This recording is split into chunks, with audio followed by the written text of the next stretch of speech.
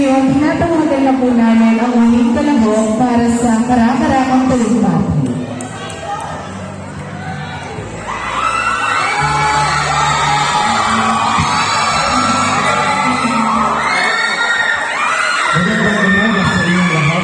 Dahil na sa aking mga kataas-taas ng kagalang-galang mga hurado at mga audience, ang aking karakter na ginagaya ngayon o ang aking bayani na ginagaya ngayon ay si Andres Bonifacio.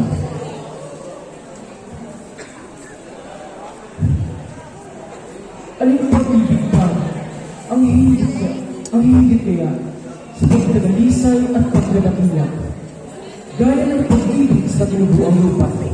Anong pag-ibig pa? Wala na nga. Wala.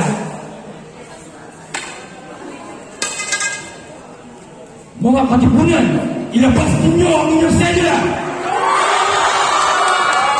Sabay-sabay natin punitin ang mga sedula nyo!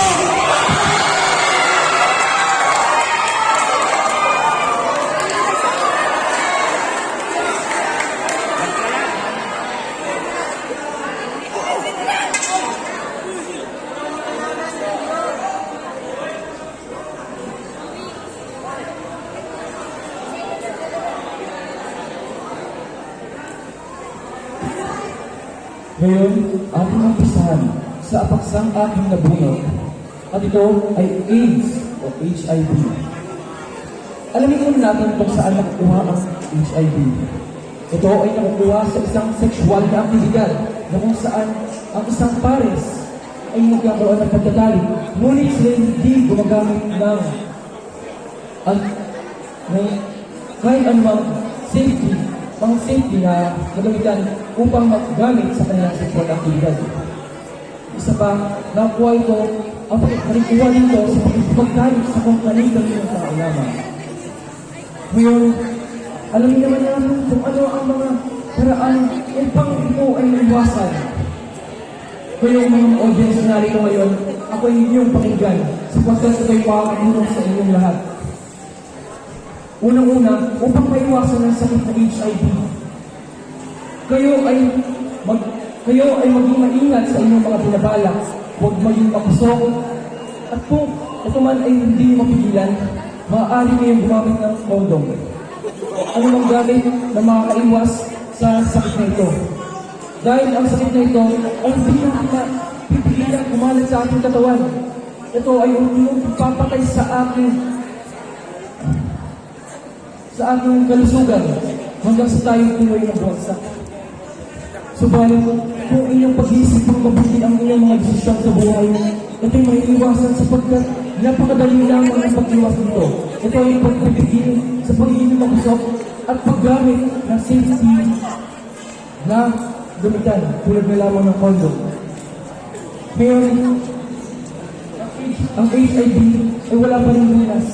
Kaya nais ko sanang sabihin sa inyo na habang kayo ay narito pa, kayo ay makinig ng mabuti sapagkat sa panahon ngayon, marami na ang nabibiktima ng HIV sa mga bar, sa kahit saan, at kahit kailan. Kaya nais kong maglingkod sa inyong harapan upang magbigay kaalaman at inyong maiwasan ang sakit na inyong kahihinatnan sa pagiging mabusok at pagiging masyadong makulit at balik at mabuti lamang na makinig kayo sa mga payo ng inyong magulang nang sa gayon kayo ay maging disiplinadong tao dahil sa pagiging disiplinado lamang tayo ay makakaiwas sa sakit nito. Yun lamang po. Maraming salamat.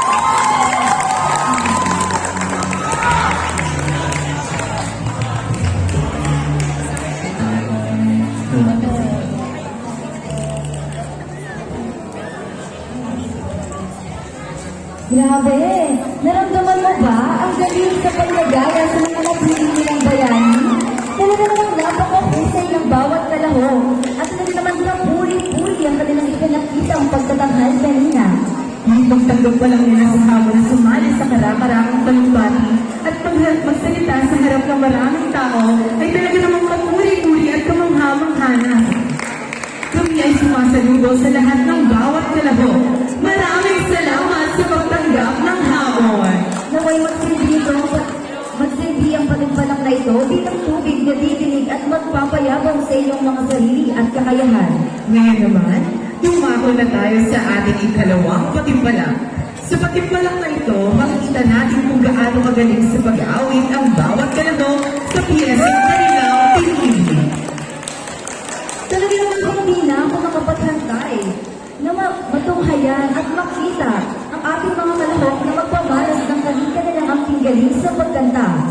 Ngunit bago tayo magsimula, aming tinatawagan si Bibining Jaisa and Benedicto upang basahin ang mechanics para sa palisahang solong pag-awit.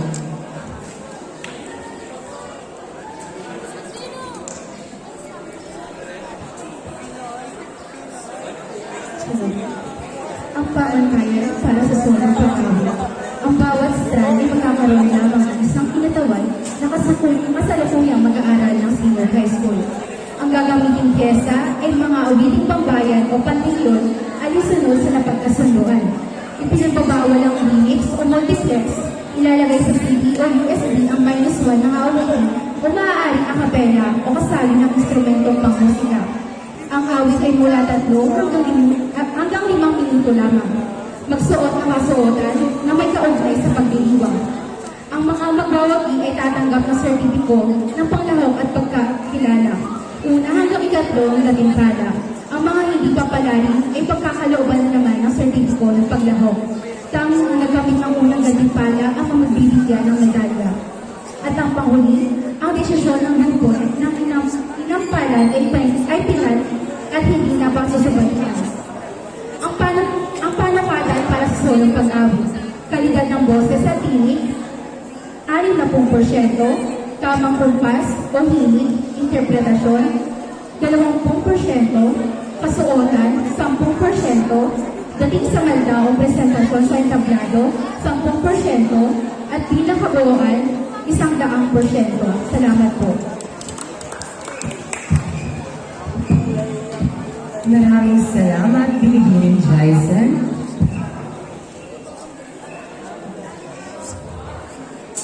Nasasabik na ba ang lahat? Parang mahina, mukhang kailangan na natin silang lapisan, Clara. Nasasabik na ba ang lahat? Ayan! Nasasabik na nga sila. Mukhang handa na talaga sila, Kuya Jeffoy. Atin ang kamahayan ng mga kalahok upang ipakita ang kanilang angking galing sa pag-awit. Bilang pagsisimula, tinatawagan po namin ang unang kalahok.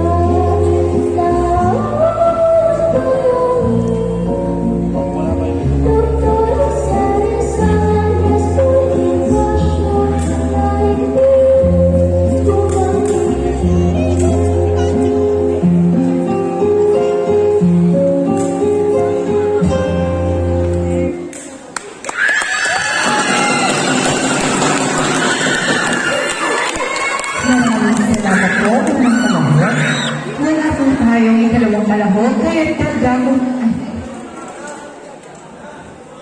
Ngayon, tinatawagan na po namin ang ikalawang kalahok.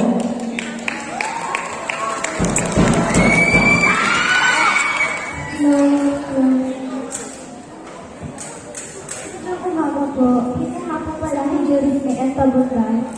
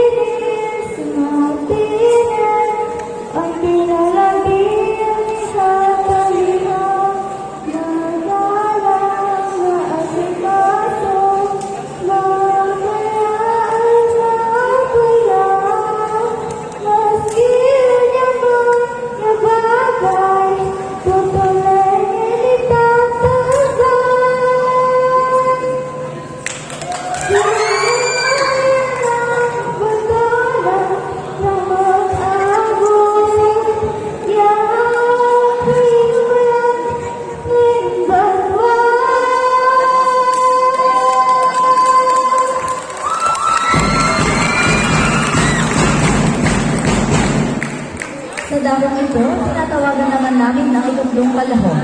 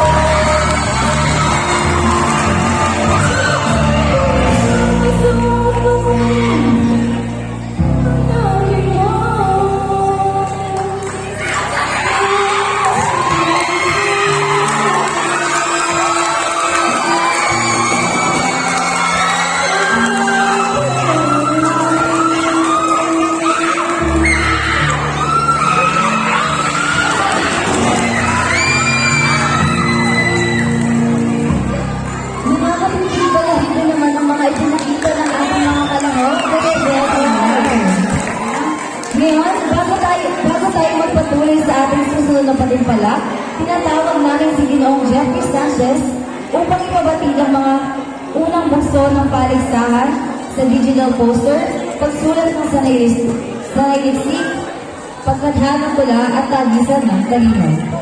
Inaalayahan namin si Dr. Janice M. Colobardio upang igawad ang sertipiko ng mga lagawin.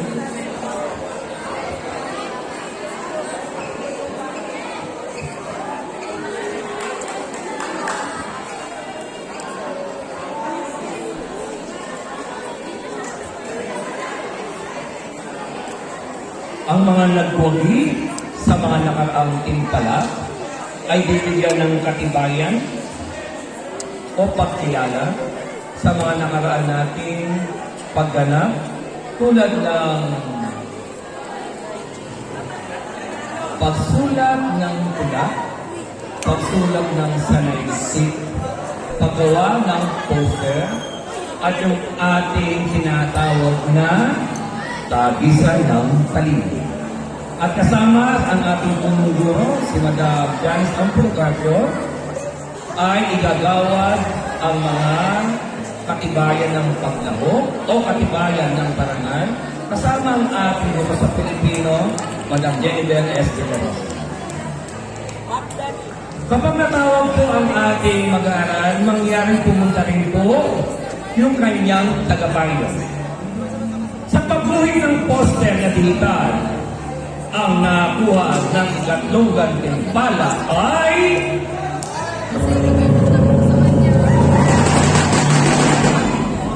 si Macy Salamanca.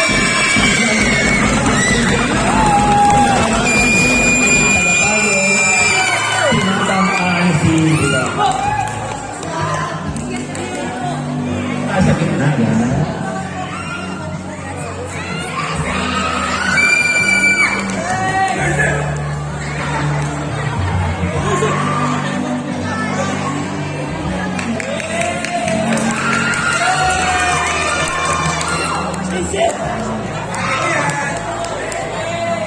Huwag mo na alas yan, dito ka muna Ihan. Ihan, sa kamantay ito ang muna. Ang ikalawang gantimpala ay nakuha naman ni Daniela Sofia Evangelista ng pangkat Abad Santos. At tatanggapin ng kanyang tagapayo at ang kanyang kapatid ang nakuha niyang parangal. Ang tagapayo ay mismo si Ma'am Jennifer S. De La Rosa. Yan. Pwede nang isuot.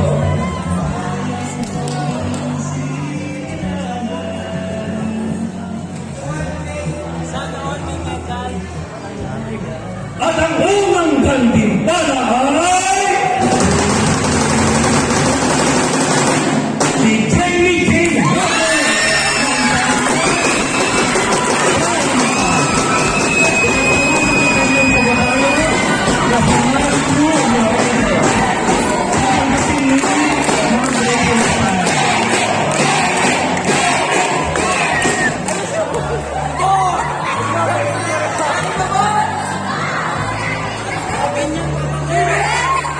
Evangelista, palit dito picture ng buo. Evangelista. Evangelista po sa doon. Yan, doon na po. Kami po, 1, 2, 3.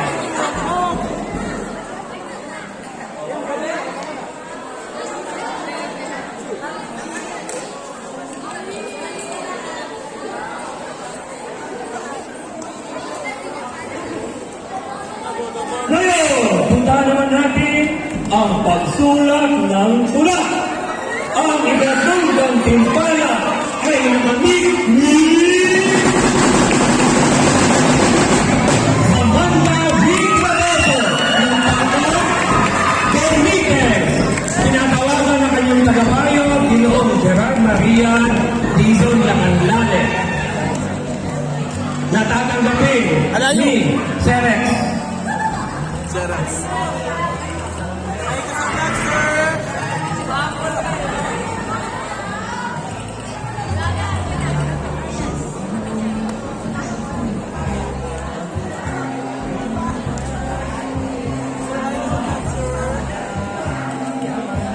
ikalawang gantimpala ay nakamit naman ni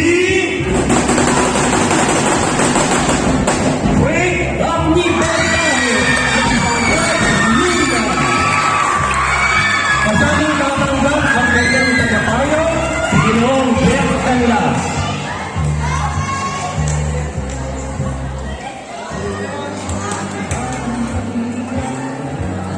Yung nagwagi kanina ay nasaan?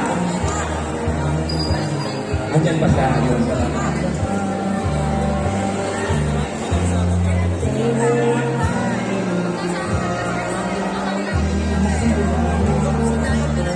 At ang unang gantimpala ay magmumula at napanalunan ni Ramsel Anguilero.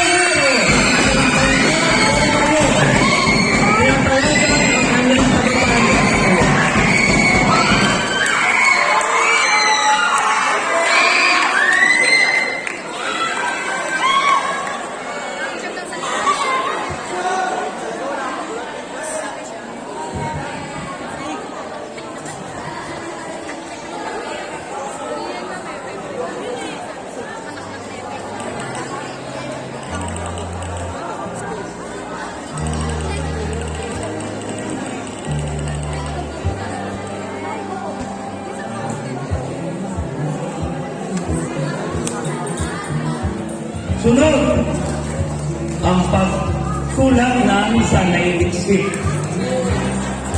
Ang ikatlong gantimpala sa pagsulat ng sanaysay na may pananaliksik ay nakamit ni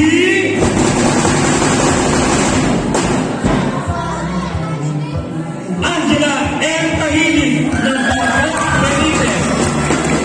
Tinatawagan ng kanyang natatanggapin uli ni Sir Rex Max Doble.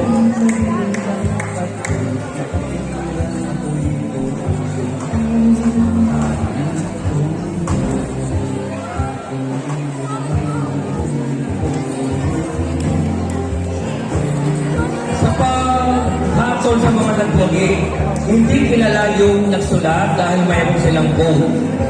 Talagang nilalaman lang. Ang ikalawang gantimpala ay nakuha naman ni Bianca Shane Mila.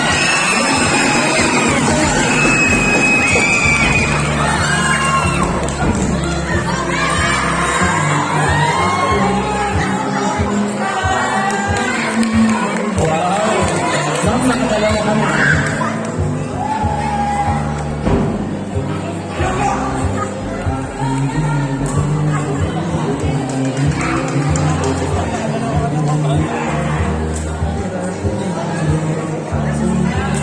Ang kampiyon ay si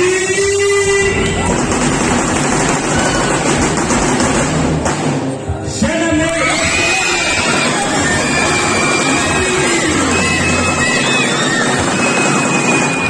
Isamang tatanggap ang pagkakaya ng Praising Star. Ma'am, nakadalaw ka na. Nating grasya ka.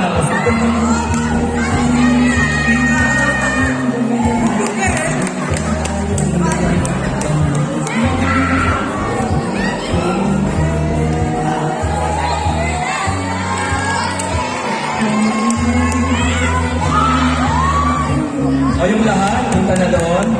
Espinosa Gonzales. Doon sa gitna, sa gitna.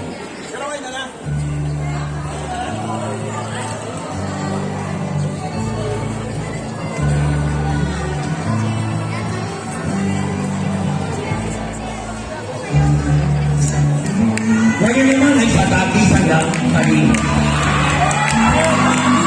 At sila talaga ay may kataninuhan. Ang naging tapisan, ang paksay na kinalaman sa Pilipino at sa kasaysayan. Ang ikatlong gantimpala ay nakamit ng pangkat Romeo ni Miguel Tumpalan, Sara at Santero Ibe.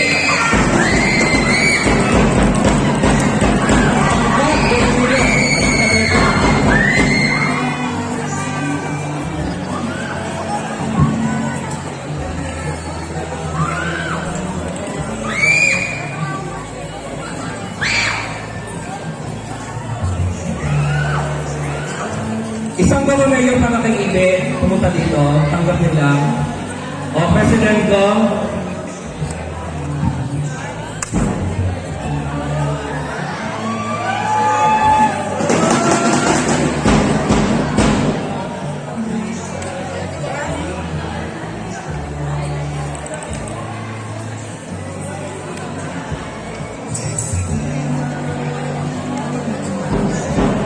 ang ikalawang gantimpala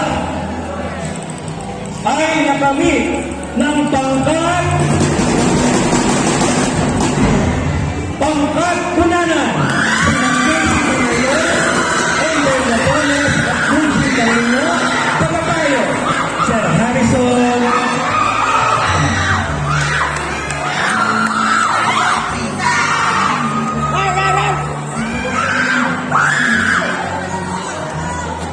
Actually, sila ay nagtay.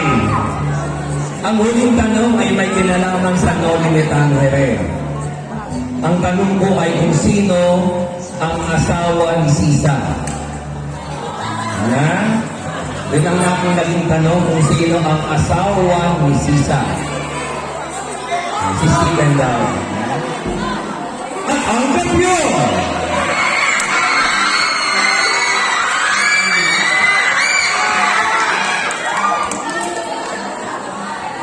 Mula sa pangkat Luna, Rosa Medina, Renan Fontano, at Terry James Galian, kasamahan ng Tagapayo, Ginoong Derek Banlas.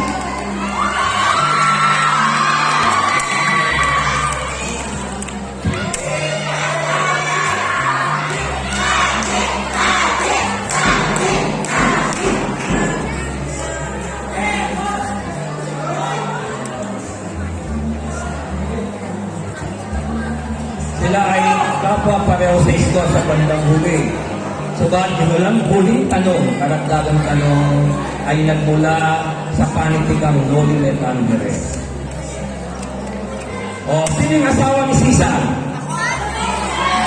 O, ang sagot ay si Pedro. Okay, pumunta dito yung ikalawa, yung ikatlo sa kabila. Ikatlo dito.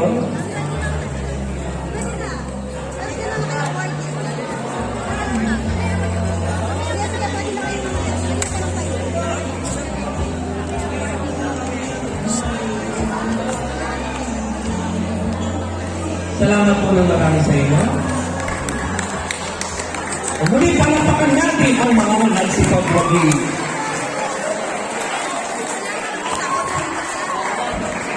At ipagpapatuloy na natin ang ating mga bintaka. Muli, pinabasa po namin ang lahat ng mga nagsipagwagi. Ngayon, Jepoy, dumako naman tayo sa ikatlong patimpala